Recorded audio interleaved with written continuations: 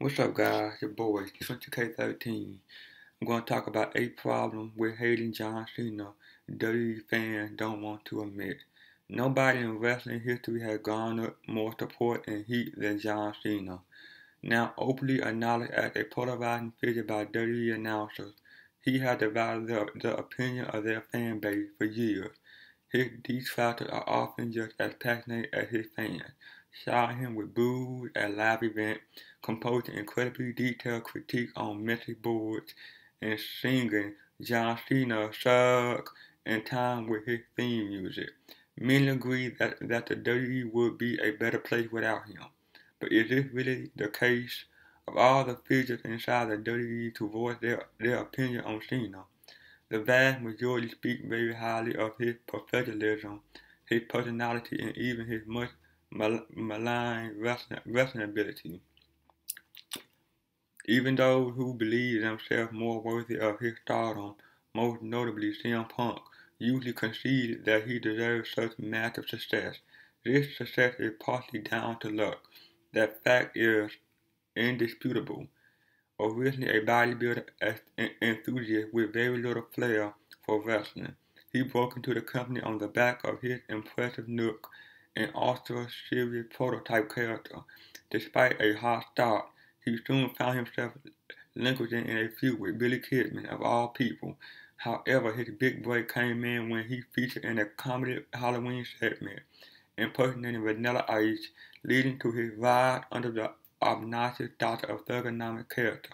But luck can only get a wrestler so far. Cena's longevity and beloved status is down to a variety of other factors which, when taken into account, make it harder to hate him than many WWE fans would like to admit. Number 8. He creates stars.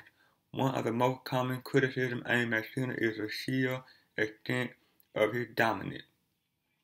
He had admittedly reigned at the top of the WWE for an incredibly long time now, but is often widely mislabeled a barrier of opponents left, right, and center. Although hardly the biggest jobber in the promotion, Cena is a master of putting an opponent over strongly when the time is right. He elevated the stock of CM Punk immeasurably during their compelling feud in 2011, playing a crucial role in their match of the year performance at Money in the Bank. He also put Daniel Bryan through the glass ceiling with the cleanest of losses at SummerSlam 2013, selling a flying knee to the face like death en route to losing his WWE Championship. Number 7. He charismatic. Cena is often embattled for failing to take opponents seriously, peppering his promo with needless jokes and a cringe-worthy childlike vocabulary. His efforts to be more serious are also subject to intense criticism, as fans quickly tired of his intense mic work in the build-up to a big match, especially given his tendency to bust out a fart joke in the very next sentence. On the plus side, however, Cena had an undeniable charisma. He always come across as believing exactly what he says and never seemed to flub a line or lose confidence on the mic. He knows exactly what many WWE fans think of him and gladly play up to it, while remaining a heroic figure to those who support him. A very difficult balance to strike. Although by no means a promo master in the vein of The Rock or CM Punk, he is definitely a cut above particular workers such as Bret Hart, who despite possessing the ability to tear it up in the ring, was never considered the most charismatic of figures. Number 6. He's a perfect heel for the modern age. When fans' opinion first began to turn against Cena for his seemingly unbeatable nature and never-ending spell in the limelight, he was decried as one of the least effective babyface ever. In portraying an indestructible, never-give-up superhero-type figure, he made for a typical character to sympathize with. The Hulkamania era lost traction for a reason. How can the fans want somebody to win if he does 99% of the time anyway? However, in a strange sort of way, Cena became the perfect metal heel for wrestling hardcore. From the moment the WWE embraced the hatred directed at him, he turned into the perfect opponent for a worker in need of a popular stage. Cena hater would root for pretty much anyone over him, especially if he was an already beloved figure, such as Rob Van Dam at One Night Stand 2006. When it comes to creating a passionate, partying atmosphere, there have been few better in the history of the WWE. Number 5. He a great guy. By all accounts, John Cena is known as a fantastic person backstage, always taking time to speak to others and impart wisdom despite his hectic schedule. He also made countless Make-A-Wish appearances and represented the WWE in various other charity ventures, and has largely steered clear of controversial backstage incidents which can often tarnish the reputation of a particular worker. In addition to his generally courageous and considerate manner, Cena always had time for his fans. Wrestling message boards and forums are peppered with tales of WWE superstars coming across as rude or aloof in person, including big names such as Undertaker, Randy Orton, and CM Punk. For somebody with such an extensive and passionate fan base, you think the pressure would have caused Cena to crack by now. Yet he maintained an impeccable public image when meeting his supporters. Number 4. He generates money and has considerable mainstream appeal. The topic of Cena's merch sales and the potentially deliberate restriction of other superstar merchandise have long been the focal point of debate regarding John's permanently babyface status. The fact remains that he is a unique shifting juggernaut, perhaps the company's biggest cash cow ever in this regard, and must be considered a key part of steering the promotion through their post-Attitude Era slump. Without his immense popularity, there's no telling what state the WWE would be in now. Another key upside of Cena from a marketing standpoint is his mainstream appeal. A likable and outgoing figure in interviews and talk shows, he is the perfect ambassador for the company's frequent foray into the wider public eye.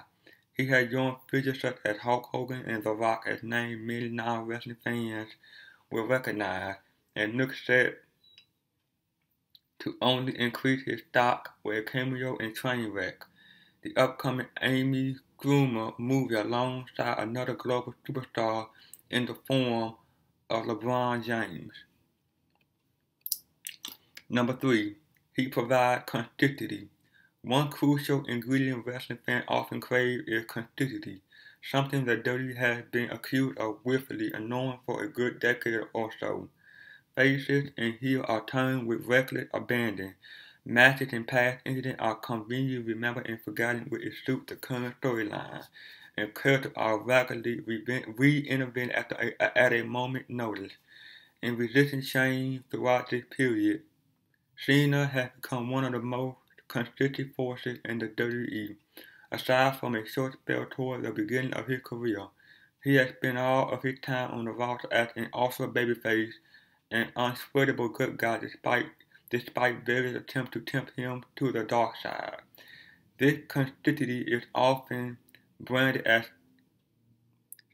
stagnation and regarded as a key weakness of Cena, but he has entered the often chaotic WWE landscape for years now. Additionally, he played a face for so long now that if he ever does turn heel, the shockwave would be utterly compelling. Number 2. He's the ultimate company man. If there's one key reason that TNA hasn't and likely never will come close to competing with the WWE, it's the professionalism of its employees. One of the biggest reasons for WCW death was the greed, selfishness, and generally unprofessional attitude of many senior figures in the company, including but certainly not limited to Bischoff, Russo, Hogan, Nash, and Hall.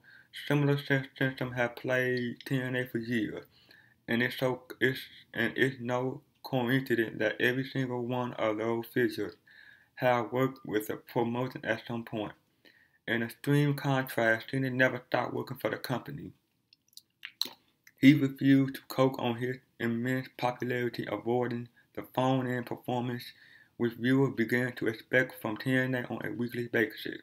It's a wonder that Cena had managed to stay motivated after so long at the top, but he continued to put his all into every activity he partook in, both in and out of the ring. Number one, he's capable of great matches. The main aspect of wrestling is, of course, wrestling.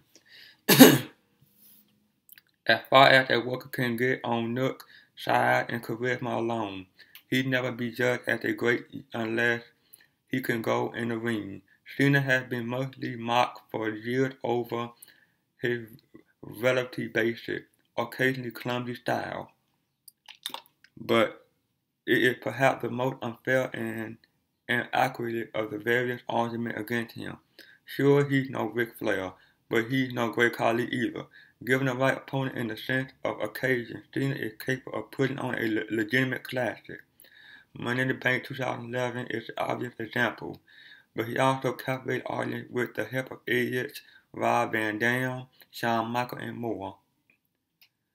What he lacked in innovative or technically superior wrestling ability, he more than make up for with his ability to tell a story. Wrestling is often referred to strangely